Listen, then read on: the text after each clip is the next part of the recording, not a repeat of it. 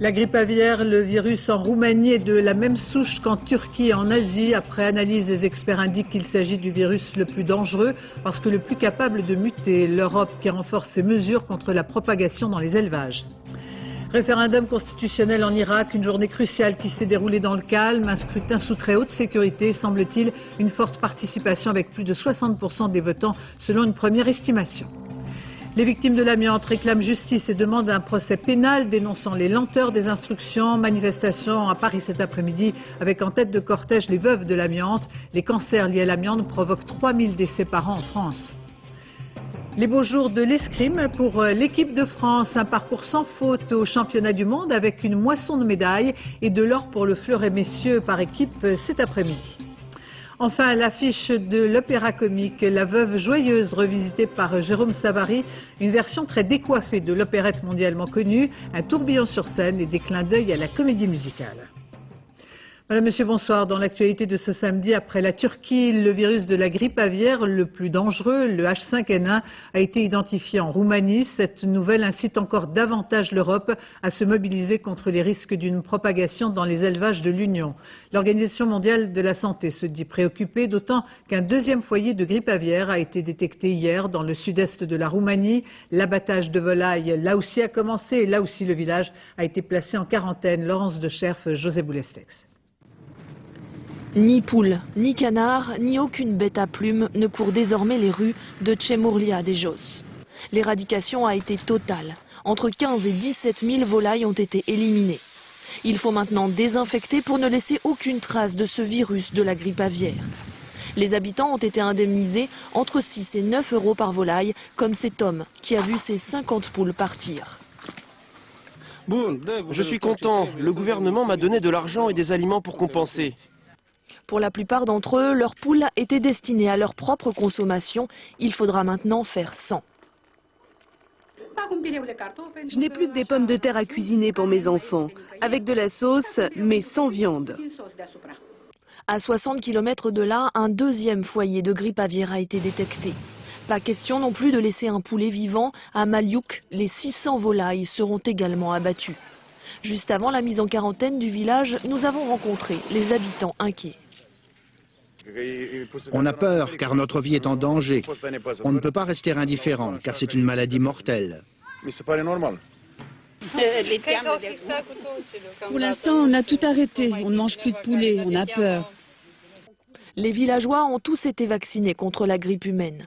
Objectif, éviter toute rencontre du virus aviaire avec le virus humain pour empêcher une mutation qui créerait une nouvelle souche transmissible entre les hommes.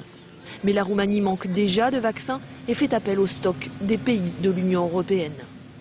Et on vient d'apprendre la mort suspecte près de la frontière iranienne de milliers de poulets originaires de l'ouest de la Turquie, où des cas de grippe aviaire avaient été détectés. La cause de ces morts n'est pas encore connue, mais des prélèvements sont en cours d'analyse. Être vigilant, se préparer à toute éventualité, ne pas céder à la panique, c'est le message du gouvernement français, un message apparemment bien compris puisque les Français ne se disent pas particulièrement inquiets, mais en revanche, ils demandent à être le plus informés possible. Voyons comment on réagissait ce matin dans les pharmacies. Laurent dit, Michael Cario. Le Tamiflu, un antivirus qui permet de lutter contre la grippe. Depuis quelques semaines, la demande s'est fortement accrue en pharmacie car ce serait un médicament précieux si la grippe aviaire venait à se déclarer en France. Cette officine vendait jusqu'à présent une dizaine de boîtes par an, sur ordonnance. En ce moment, c'est 15 demandes par jour. Problème ici, on n'a pas été réapprovisionné depuis le mois de juin. Les gens pensent qu'on ne peut pas leur donner, qu'on l'a, qu'on le stocke, qu'on le réserve pour nous, pour des médecins, pour je ne sais pas qui. Vous voyez, c'est un petit peu comme si on faisait des stocks de réserve. Alors que tout simplement, vous n'en avez pas. Alors que tout simplement, aucune pharmacie n'en a. On n'est pas livré, le produit n'est pas disponible. Et pour cause, ces médicaments, ils sont ici, bien à l'abri, stockés sur des sites militaires. Par souci de confidentialité, c'est d'ailleurs l'armée elle-même qui a tourné ces images.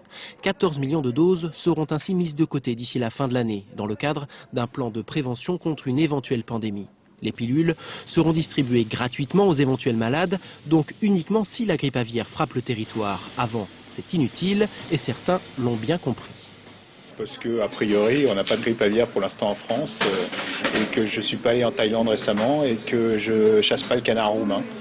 La seule chose à faire éventuellement, c'est un vaccin contre la grippe humaine, celle-ci. Premièrement, cela devrait permettre de limiter le risque de mutation de la grippe aviaire. Deuxièmement, cela vous protégera de la bonne vieille grippe.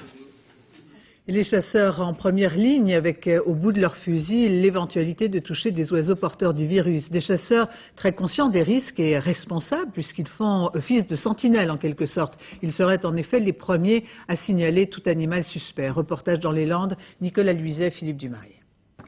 La chasse au gibier d'eau. La technique est particulière. Pour attirer les canards sauvages, les chasseurs utilisent des oiseaux vivants. Ce sont les appelants. Ils sont enfermés dans des cages, mais la journée, ces animaux attachés pourraient entrer en contact avec les oiseaux migrateurs. Les chasseurs en sont conscients, mais ils ne savent pas comment se protéger. On craint quand même un peu pour nous, oui.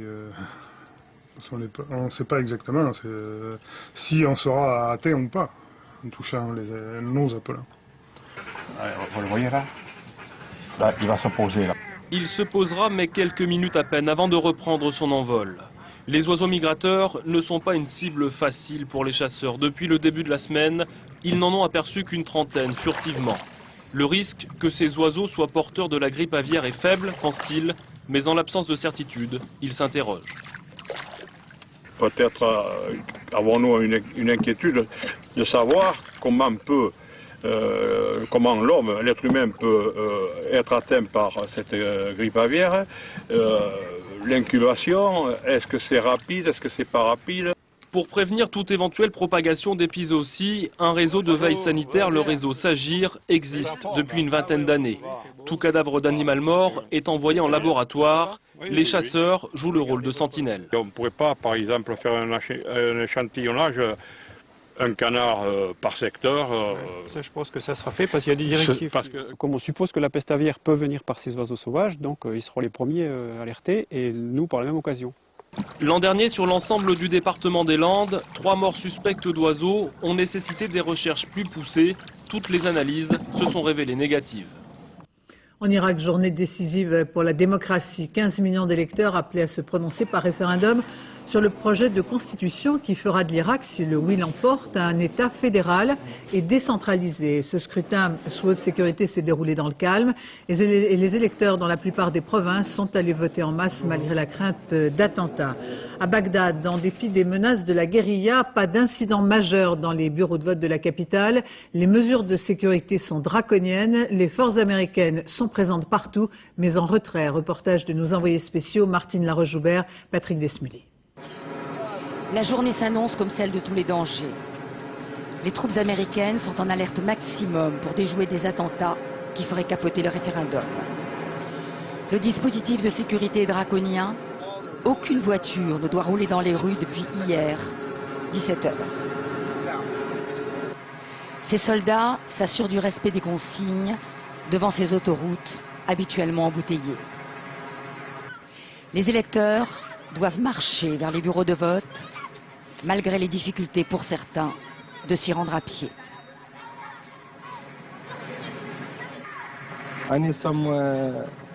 Je vais voter pour que les gens soient heureux et qu'ils ne soient plus tués dans des attentats.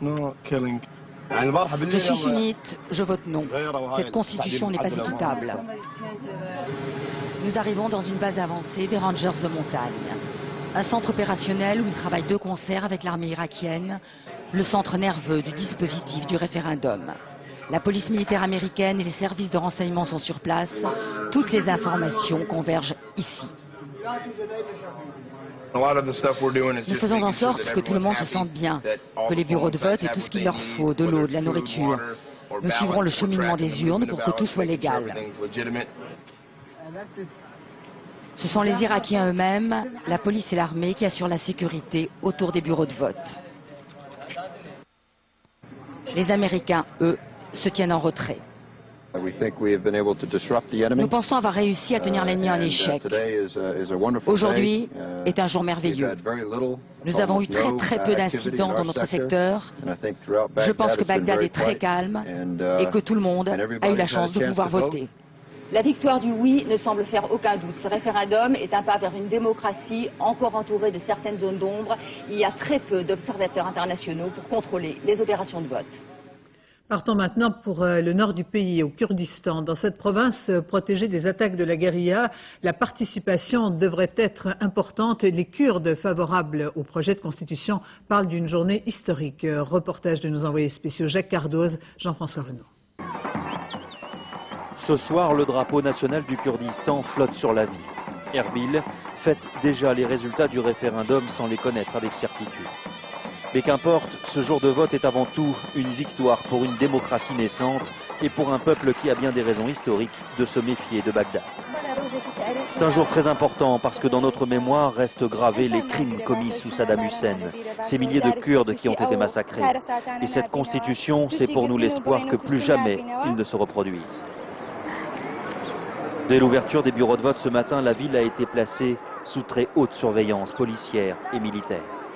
Une situation exceptionnelle pour cette région épargnée par la violence. Mais en période d'élection, les officiels n'ont voulu prendre aucun risque. Circulation limitée, magasins fermés, routes barrées à l'intérieur comme à l'extérieur de la ville.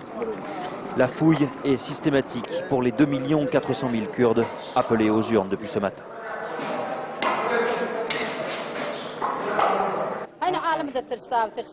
Tout ce que nous avons aujourd'hui, c'est mieux qu'à l'époque de Saddam Hussein. Nous avons notre propre police, notre armée, les écoles, et à l'avenir, nos enfants gagneront la guerre contre le terrorisme. Pour assurer la bonne tenue du scrutin, des accompagnateurs ont encadré toute la journée des électeurs peu habitués à cet acte civique et démocratique. Le taux de participation annoncé très élevé démontre à quel point les Kurdes sont attachés à l'idée d'un Irak fédéral, un Irak où leurs prérogatives demeurent. Les Arabes sunnites vont partir et nous allons pouvoir exercer notre indépendance. Et ça, c'est l'essentiel. Mais nous devons rester unis pour pouvoir vaincre. Même si les résultats ne sont pas encore officiels, le ministère de l'Intérieur est formel. Les Kurdes ont approuvé le texte et cette nouvelle constitution a une très large majorité, entre 80 et 90%. Ce soir, certains parlent d'un acte fondateur vers plus d'indépendance. Les bureaux de vote qui ont fermé à 17 h et les premiers chiffres de la participation indiquent qu'une très forte moitié des électeurs se sont rendus aux urnes. Un chiffre bien sûr qui demande à être confirmé, mais il semblerait que 61% ont pris part au référendum. Le dépouillement des bulletins a aussitôt commencé. Aucun résultat n'est attendu avant demain ou lundi. L'actualité en France, j'en viens à cette évasion musclée. 2 détenus se sont fait la belle de la maison d'arrêt de Villefranche-sur-Saône. Les complices étaient à l'extérieur, fortement armés. Un policier a été blessé. Les hommes sont en cavale. Virginie Fichet, Olivier Jacquelin. Peu avant 14 h 30, c'est l'heure de la promenade. Un fourgon s'arrête au pied du Mirador Nord, à l'arrière de la maison d'arrêt. À l'aide de cette échelle, un des 2 occupants se hisse jusqu'au poste de garde et ouvre le feu. Puis ils ont commencé à gueuler, puis dans 5 minutes après, ça a eu plusieurs coups de feu, là, au moins 6 ou 7 coups de feu là, qu'il y a eu. Effrayé, oui, moi je dis j'ai encore le son dans les oreilles, donc oui. L'agresseur jette ensuite une échelle de corde et une tenaille dans la cour de promenade qui permettent à 2 détenus de s'évader. Ce sont des hommes connus qui ont commis des vols à main armée et pour l'un d'entre eux qui a déjà tenté et réussi d'ailleurs une évasion. Dans leur fuite, les 4 hommes échangent encore des coups de feu avec des policiers à leur poursuite. L'un d'eux est blessé à la cuisse. Une évasion osée, un scénario réussi qui laisse perplexe les personnels pénitentiaires. Le problème majeur des établissements pénitentiaires à l'heure actuelle, ce sont les projections extérieures. Sans rentrer dans les détails, les tours de promenade ne sont pas connus à l'avance. Et à part d'avoir un portable sous la main et de pouvoir prévenir des complices, c'est beaucoup plus simple comme cela. Ce soir, le ministre de la Justice, Pascal Clément, s'est rendu sur place. Le fourgon des 4 hommes a été retrouvé, abandonné à 10 km au nord de Villefranche. Un important dispositif de recherche a été mis en place pour retrouver ces 2 évadés, considérés comme très dangereux. Les victimes de l'amiante réclament justice. C'est derrière ce mot d'ordre que plusieurs milliers de victimes ont défilé à Paris dans le silence cet après-midi. Elles demandent un procès pénal et dénoncent les lenteurs des instructions. Vous le savez, de très nombreux salariés ont été exposés à l'amiante il y a des années et ce n'est que longtemps après que les conséquences médicales se font sentir. Les cancers liés à l'amiante provoquent 3000 décès par an en France selon les experts qui envisagent d'ici un quart de siècle 50 à 100 000 victimes. L'amiante est un matériau isolant qui est interdit depuis depuis 1996, mais qui a été utilisé en masse, notamment dans l'industrie du bâtiment. Aujourd'hui, dans le cortège parisien, on l'a vu, se trouvaient les veuves de l'amiante. Beaucoup viennent de Dunkerque et du Nord, à l'exemple de cette femme qui a perdu son mari d'un cancer. Il travaillait sur les chantiers navals, il avait 50 ans. Elle demande un procès au pénal pour que les coupables soient désignés. Bruno Timsit, Dominique Mas. Exceptionnellement, Annie Thiroux a accepté de ressortir les radios et le dossier médical de son mari, mort il y a 5 ans d'un cancer du poumon et de la plaie. Un cancer dû à l'amiante. Son mari n'a jamais fumé de sa vie. Tous les jours, pendant des années, il en a absorbé sur son lieu de travail, et ça, elle ne peut toujours pas l'admettre. Des cancers, il y en a énormément, mais là c'est quand même pour avoir travaillé, donc on a du mal à accepter. Parce que là, c'est quand même les employeurs qui ont tué leurs ouvriers. Francis Thiroux était calorifugeur. Il installait des matelas et des coquilles d'amiante sur les bateaux, des chantiers navals de Dunkerque notamment. L'amiante était un très bon isolant, fréquemment utilisé dans la construction. Lui n'en connaissait pas les dangers, mais pour son épouse, ses employeurs, eux, savaient. Le médecin traitant, quand mon mari lui a expliqué ce qu'il faisait, où il avait travaillé, il n'y avait aucun doute, c'était bien l'amiante. Mais ça veut dire qu'ils savaient alors que l'amiante c'était dangereux? Ah oui, ils le savaient. Depuis 1906, ils savent que c'était cancérigène. Ils n'ont rien fait, ils ont laissé faire. Dans les locaux de cette association, 2000 dossiers comme celui de la famille Thiroux, rien que pour le Nord-Pas-de-Calais. En tout, l'amiante serait à l'origine de 3000 décès chaque année en France. Parfois, la maladie ne se déclare que 30 ou 40 ans après avoir été exposée. Il y a de très nombreuses personnes qui aujourd'hui n'ont même pas conscience d'avoir été exposées à l'amiante. De toute manière, les statistiques officielles indiquent près de 100 000 morts dues à l'amiante dans les 2 prochaines décennies. Ça vous donne une petite idée de l'ampleur de cette catastrophe sanitaire. Annie Thiroux a reçu une indemnité de 31 000 € après le décès de son mari. Mais ce qu'elle veut aujourd'hui, plus que tout, comme d'autres familles de victimes de l'amiante, c'est un procès au pénal pour que les employeurs de son mari soient enfin désignés comme les responsables de sa mort. Vous le savez, l'Assemblée nationale cette semaine a décidé de rendre obligatoire les détecteurs de fumée dans tous les immeubles. Chaque année, 800 personnes meurent dans les incendies, la plupart intoxiquées par des fumées. Alors l'utilisation de ces détecteurs peut sauver des vies, comme nous le racontent Mathias Hillian et Olivier Robert. Les flammes ont dévasté le bâtiment en 35 minutes à peine. Jeudi, 4 heures du matin, 2 familles dorment à l'étage. L'une est réveillée par l'épaisse fumée noire, l'autre par un détecteur de fumée. Gaël Gandon, sa femme et ses 2 enfants ont à peine le temps de s'enfuir. Dès qu'on est sorti, l'appel d'air s'est fait et le brasier a triplé de volume en très peu de temps, quoi. Sans le détecteur incendie Sans le détecteur incendie, je ne serais peut-être plus là pour vous parler, quoi. Ça c'est fort même, sûr et certain. Ouais. Son détecteur, Gaël Gandon l'avait placé dans la cuisine de son restaurant. Selon lui, aucune loi ne l'y obligeait. C'est un ami qui travaille dans la sécurité incendie qui lui a offert ce petit boîtier blanc il y a quelques mois. Au moins ça sauvera pas l'immeuble, mais ça sauvera des vies, quoi. Une loi imposant un détecteur de fumée pour chaque habitation, Gaël Gandon et sa famille y sont évidemment favorables depuis qu'ils ont frôlé le drame. Ça devrait être obligatoire pour toute maison neuve, maison ancienne, commerce. Pour nous, c'est une valeur inestimable maintenant. Adoptée en première lecture à l'Assemblée, cette loi devrait entrer en vigueur en 2006. Les Français auront alors 5 ans pour s'équiper d'un détecteur de fumée. Politique avec le Parti socialiste en campagne. D'un côté, Laurent Fabius, déterminé plus que jamais à obtenir la majorité au congrès du PS dans un mois. De l'autre, François Hollande, qui espère rassembler ses troupes autour d'un seul candidat qui aura été désigné au Mans. Rien n'est joué pour cette investiture à la présidentielle de 2007 et les camps se déchirent. Jeff Wittenberg, Valérie Lucas. Une immense affiche frappée du poing et de la rose. Un bain de foule en ouverture de meeting. Laurent Fabius est en campagne.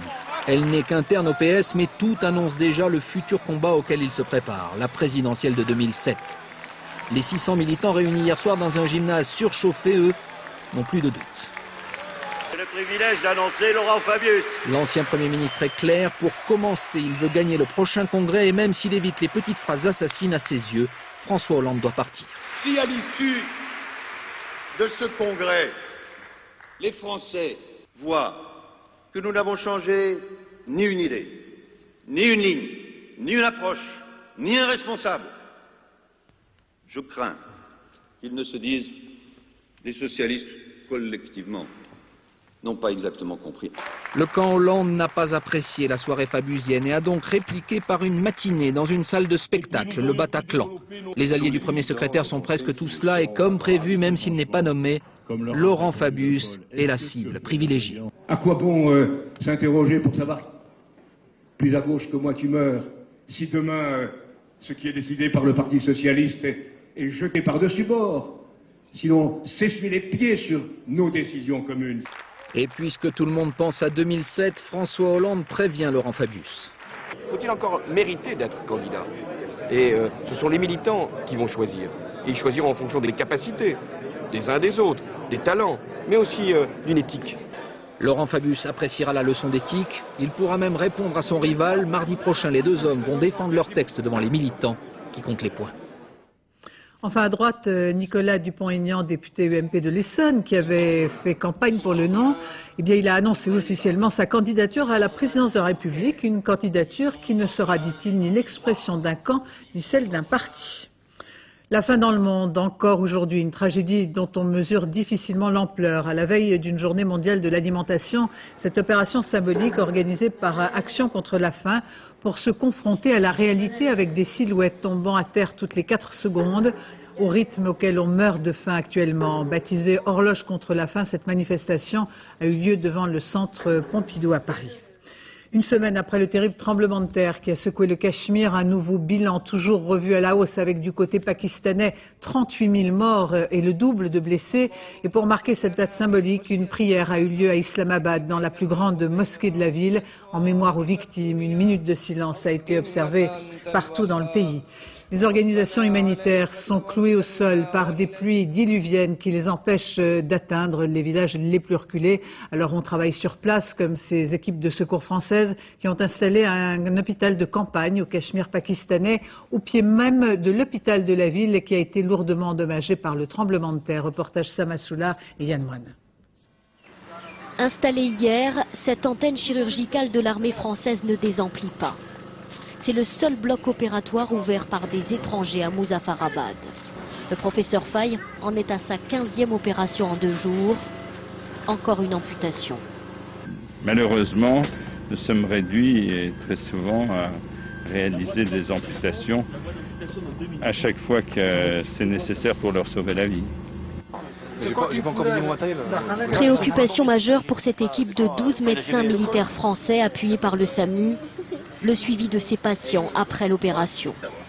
Pour l'heure, l'antenne n'a pas la capacité de les hospitaliser, mais ces médecins font tout pour éviter que ces hommes et ces femmes soient immédiatement évacués vers des hôpitaux déjà saturés. Ces tentes, montées par l'armée pakistanaise, permettront de les garder au moins 2 ou 3 jours. Triste ironie, l'antenne chirurgicale s'est installée sur les ruines du fleuron des hôpitaux du Cachemire. Un hôpital militaire dont le directeur est accablé. Une centaine de ses patients sont restés sous les ruines, mais aussi ses amis. Ils habitaient ces logements de fonction. Vous voyez, plus de maison. Je me fiche des bâtiments, du matériel. Mais mon hôpital est parti. Mes collègues sont partis. C'est dur, mais très vite le courage prend le dessus. Consolé par ses amis français, le docteur-colonel Iqbal se l'est promis. Son hôpital, il le reconstruira. Le combat contre l'excision, Amnesty International en a fait un de ses thèmes de l'année, un combat qu'entreprennent aujourd'hui des victimes devenues militantes. À l'exemple de cette Française d'origine sénégalaise, dans un livre témoignage, elle raconte pour convaincre, pour que cesse à jamais cette coutume barbare qui mutile 130 millions de femmes dans le monde. En France, plus de 60 000 ont subi l'excision. Elles étaient alors des fillettes. Florence Bouquilla, Philippe Jassin. Adolescente, Kadi a rejoint en France un mari épousé au Sénégal selon la tradition. Dans ce livre, elle raconte sa révolte, dénonce une coutume barbare, l'excision, qu'elle-même a subie enfant. Ce livre est dédié à ses filles. Le besoin de demander pardon à mes filles, c'est qu'à un moment donné de ma vie, quand j'étais très jeune et sous la pression sociale et familiale, j'ai fait exciser mes filles. L'ayant moi-même subi, je n'ai pas pris conscience à ce moment-là que c'était une pratique néfaste. La prise de conscience vient en 82. À Paris, un bébé malien de 3 mois meurt après son excision. Pour Kadi, c'est un signal. Sa dernière fille ne sera pas mutilée. Selon elle, les femmes ont le pouvoir de faire cesser cette pratique. Quelque part, c'est les hommes qui sont les instigateurs, c'est les hommes qui sont les consommateurs, mais c'est les femmes, il faut dire la vérité, qui perpétuent cette tradition. À Paris, pour la première fois en 91, une exciseuse est condamnée à de la prison ferme. 15 ans plus tard, aux côtés de Kadi, une avocate se bat. Car à chaque vacances dans leur pays d'origine, des fillettes courent le risque d'être excisées, même si la loi française l'interdit. Aujourd'hui, la justice condamne les parents et indemnise les enfants. Des dommages d'intérêt sont accordés aux enfants et les dernières décisions ont accordé de 15 000 à 25 000 euros par enfant. Je pense que ces mesures sont extrêmement dissuasives et je suis absolument convaincue qu'il faut frapper là où ça fait mal, c'est-à-dire au portefeuille. Pour moi, on ne fait pas un procès contre ma culture et mes traditions, mais contre une mutilation. Parce qu'on coupe un clitoris qui est la chose la plus intime que j'ai.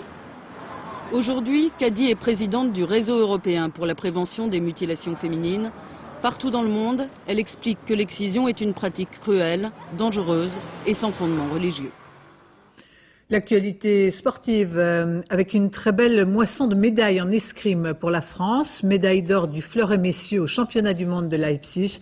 Julien Benedetto. C'est le tube de la semaine à Leipzig.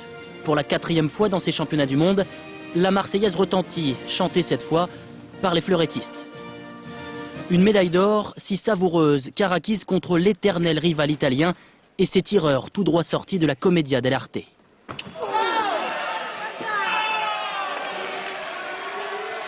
Très remonté après sa contre-performance en individuel, le champion olympique Brice Guyard creuse un écart décisif dans son 2e assaut. Erwan Lepéchou finit le travail. 45 touches à 32. C'est si bon de battre l'Italie quand on est fleurettiste et français. Chaque fois c'est les matchs chauds, là on gagne largement malgré tout ce qu'ils ont essayé de faire, l'arbitrage, les cartons, tout ça. Donc c'est beau, on est vraiment super contents, ça récompense une belle saison individuelle et puis par équipe. Un titre qui clôt une semaine historique pour la délégation française. Avec 4 médailles d'or, les Bleus ont survolé ces mondiaux. C'est criant.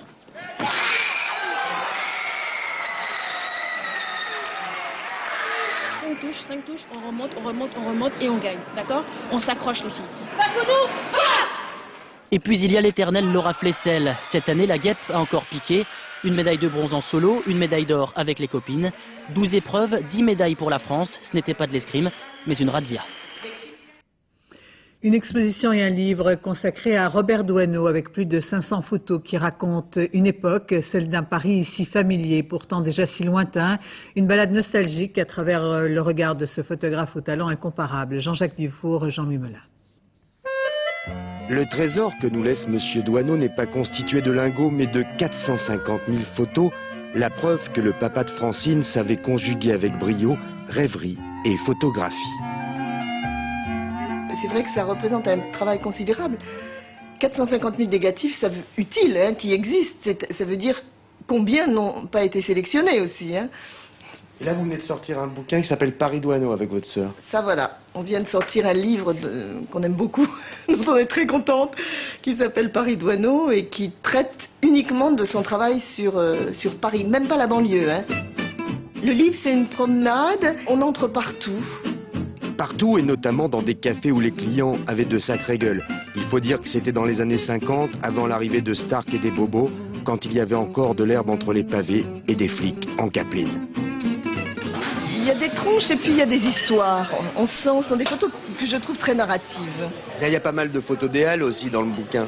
Ça a été une de ses grandes douleurs, le départ des Halles de Paris. Il pensait que c'était une folie pure, qu'on avait bien tort d'enlever le ventre de Paris. Et il en a été très très malheureux. À Paris, quand un amour fleurit... Livre au goût de Madeleine, ce bouquin titille la mémoire des anciens et réussit même à susciter des regrets chez les plus jeunes. Au printemps, sur l'étoile et... Des landaux comme ça, c'est pareil, ça témoigne d'une autre époque. J'ai eu la chance d'en connaître un comme ça quand j'étais gamin, moi encore, mais c'était de la récupération d'un ancien temps, quoi. Et les maisons de carton, plus jamais on verrait ça aujourd'hui, enfin... On pense qu'avant c'était plus strict, et l'école peut-être était plus stricte, mais en même temps, curieusement, quand je vois les scènes de rue de Douaneau, j'ai une impression de liberté et de spontanéité. C'était l'après-guerre, la reconstruction. Malgré les difficultés, il y avait un élan qu'aujourd'hui il n'y a pas. Et c'est un problème il y a vraiment un problème de génération, et nous le souci c'est de se projeter dans l'avenir. C'est vrai qu'on a l'impression qu'il témoigne d'un monde beaucoup plus doux, beaucoup plus innocent, hein, où il y avait peut-être plus d'espace pour évoluer librement. Plus de légèreté. Plus de légèreté. D'autant que ce pêcheur d'images savait parfaitement saisir le bonheur au vol. Il a eu une enfance très triste, très grise, et dans un milieu très étriqué de petite bourgeoisie banlieusarde. Donc il s'est rattrapé en faisant des photos plutôt gaies. Il s'est rattrapé surtout en échappant à ce milieu-là qui lui semblait totalement sinistre. Une échappée belle qui l'a conduit à produire un formidable inventaire poétique. Un gamin de Paris, c'est tout un poème dans aucun pays. Mon père disait toujours, on me dit circuler, il n'y a rien à voir, alors là je m'arrête. C'est ça le livre. Un livre qui devrait plaire aux amoureux de Paname et à tous ceux qui aiment le goût des baisers volés. Mélange d'un ciel affranchi.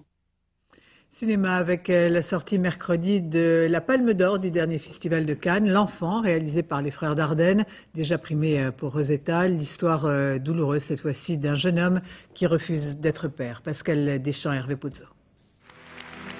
Leur film avait ému aux larmes les festivaliers. Il aura finalement mis tous les jurés d'accord. Mais ces deux-là ont beau être habitués aux honneurs, ils ne sont jamais aussi heureux qu'une caméra à la main pour nous raconter les histoires de gens que l'on croise dans la rue sans vraiment les regarder. Après Rosetta, voici Bruno et Sonia, deux marginaux comme on dit, qui vivent d'allocations et de menus larcins et viennent d'avoir un bébé. Regarde. On aime bien ces gens-là, on aime bien raconter leur histoire, les mettre en scène, et pas pour les enfermer dans leur histoire, mais pour essayer que leur histoire parle de l'époque, parle de vous, de nous. Ça vous va une petite pièce ? Bruno passe son temps à courir après l'argent. Pour lui, la vie, c'est simple, on vole, on revend. Et puis un jour... Bruno ? Il est où, Jimmy ? J'ai vendu. Quoi ? Comment ça, vendu ? Oui, j'ai vendu. Où est-ce qu'il est ? J'ai des gens qui vont le placer dans une famille où il sera bien, adopté. Mais il est où ? Parce que Bruno vit dans l'instant pour lui. Rien n'a d'importance. On en fera un autre. Regarde, j'ai de l'argent. C'est pour nous. Sonia ? Sonia ? On essaie de comprendre. Et l'art peut servir à ça, à essayer de comprendre ce qui se passe, même si dans la réalité, il mérite une condamnation. Mais bon, ça c'est autre chose. Mais en art, on ne juge pas. On essaie de voir et de comprendre.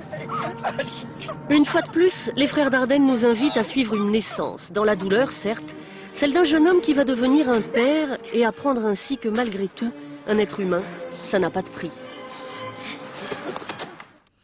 À l'affiche de l'opéra comique La Veuve Joyeuse, revisitée par Jérôme Savary, une version très décoiffée de l'opérette mondialement connue, un tourbillon sur scène et des clins d'œil à la comédie musicale. Marie-Hélène Bonneau, Guillaume Viard. Elles soignent leur maquillage, les danseuses du French Cancan. Tout comme les danseurs, qui se font une belle jambe. Effervescence en coulisses, le moindre recoin est transformé en loge. Je parle l'immunité diplomatique. Moi aussi, je fais. Les décorateurs croisent les artistes sans les voir. Le calme avant la tempête. Échauffement intensif, à la limite de la douleur. Entrée fracassante de La Veuve. Jérôme Savary resitue de nos jours cette opérette montée à Vienne en 1903.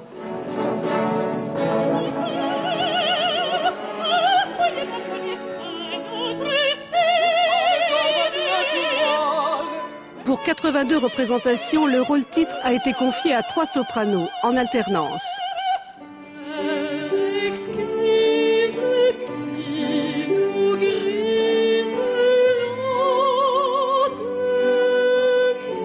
Des cantatrices qui ont déjà chanté dans une mise en scène plus classique.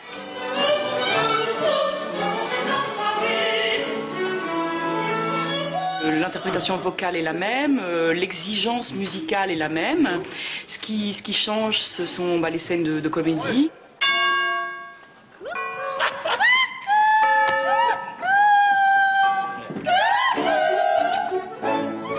Et bien sûr, comme d'habitude chez Savary, quelques coquineries.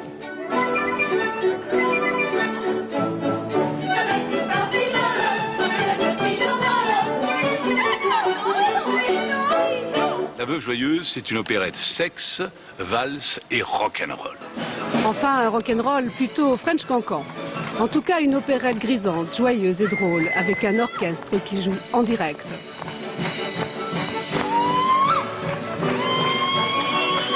Une comédie presque hollywoodienne. C'est la fin de ce journal. Je vous remercie de votre attention. Tout de suite, la météo, Patrice Drevet. 20h50, la télé de Sébastien, présentée par Patrick Sébastien. Demain, dans Thé au Café, Catherine Sellac recevra Jane Fonda. Quant à moi, j'aurai le plaisir de vous retrouver demain dès 13h. Excellente fin de soirée sur France 2.